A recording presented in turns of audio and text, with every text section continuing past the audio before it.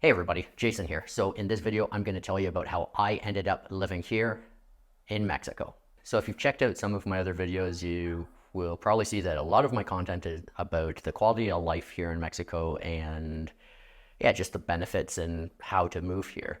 This video is about how I ended up living here, and although I will say that a lot of thought went into it, the reasons might not be exactly what you would expect. So let's turn back the clock a few years, and I was living in Canada. I was in the middle, a process of going through a divorce, and my life was changing. We were also at the tail end of the global pandemic, and I was in Canada. Canada was one of these countries where they had incredibly strict regulations, of course, and I say of course because Canada is known for having so many regulations. So this was a very stressful time of life, but it was also an opportunity for me to reevaluate the direction that I was going in and look at myself and not only who I had become in life, but who I wanted to be in life. I had to look at where I wanted to move into this next stage of life.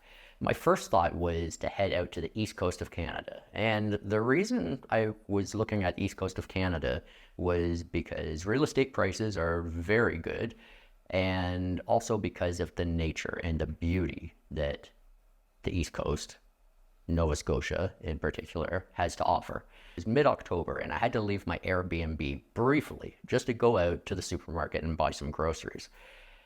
All I had to do is exit the Airbnb, go to my car, drive to the supermarket, do a little shopping, and then head back. It was a rainy day, and the 5-minute trip, I remember as clear as day, being inside the supermarket, thinking about how cold I was, and that it was only October, and that the cold was going to get much worse. So it was in that moment that I decided that the East Coast was not for me. I needed to know where I was going. So I sat there in the Airbnb thinking about the situation, and what came to my mind was that I don't need to be restricted to one place. Years ago, I actually lived in Australia for 6 years. I returned to Canada in 2000. And I thought about that experience living abroad, and this was an important part of my life because of the experiences, the relationships, friendships that I made. And one thing that I could identify from my experience living in Australia was that I enjoyed a warm climate. So I started to look at different places around the world that had different elements of lifestyle that fit what I would want moving forward. Some of those things were a good climate, a warm climate, but not hot. I considered going to Asia, Thailand, Indonesia, the Philippines maybe, but I kept hearing about how damn hot it is there, and I thought, that's not what I want. I remember days in Australia when it was 40 degrees or over 40 degrees, and I felt like I was literally cooking.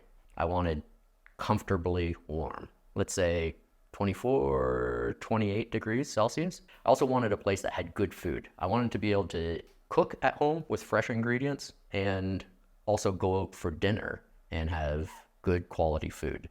So I also wanted a good cost of living. So another country that I was thinking about was Portugal. Portugal has a good climate. They also have a lower cost of living, and I believe a relatively good quality of life for an expat or an immigrant. I'm not too sure how it is for locals. In fact, I didn't research Portugal too much, but it was an option in the moment. And the reason why I didn't research it too much was because one of the next criteria, one of the immediate criteria, was that I wanted to be able to return to Canada relatively easy. And so I started to really look at just locations within North America. Why North America? Well, because as crazy as it is, if I limited my search to within North America, I could actually drive back and forth if I wanted. And flights would probably be easy to find and relatively low cost.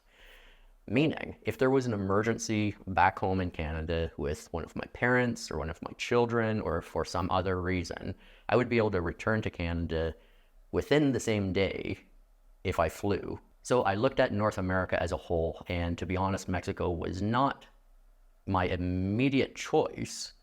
Well, maybe it was, but at least at first, I was not sure. I'd never been to Mexico before.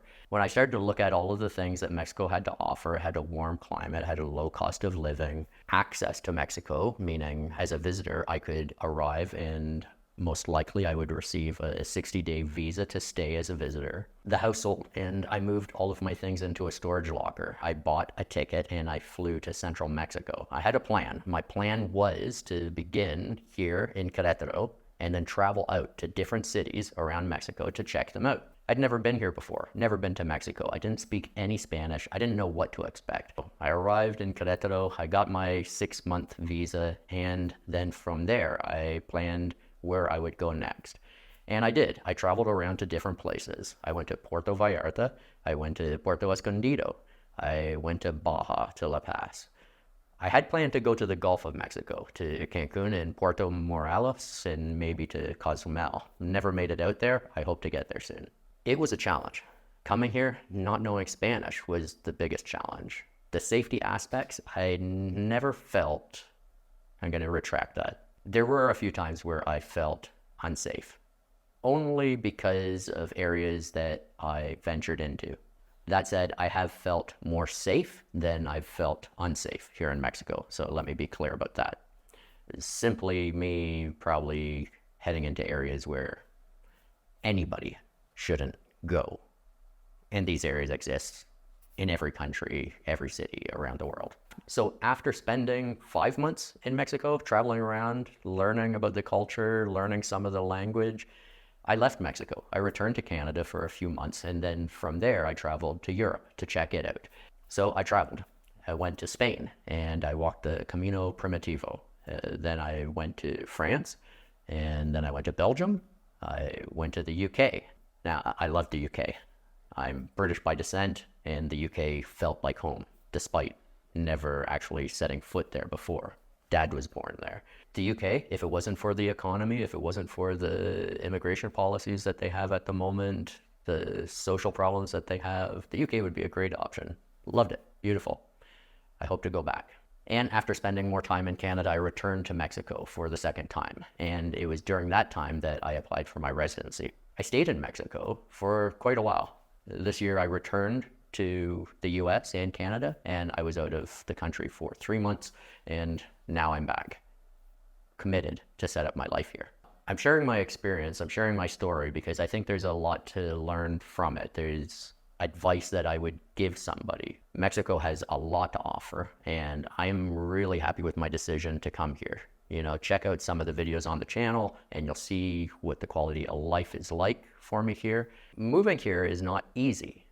Maybe it's easy paperwork-wise, accessibility through Mexico's immigration visitor policies. There are definitely some challenges, and I continue working through the challenges now, but all of that I will talk about in another video. Anyway, that's how I ended up living here in Mexico. Thanks for watching.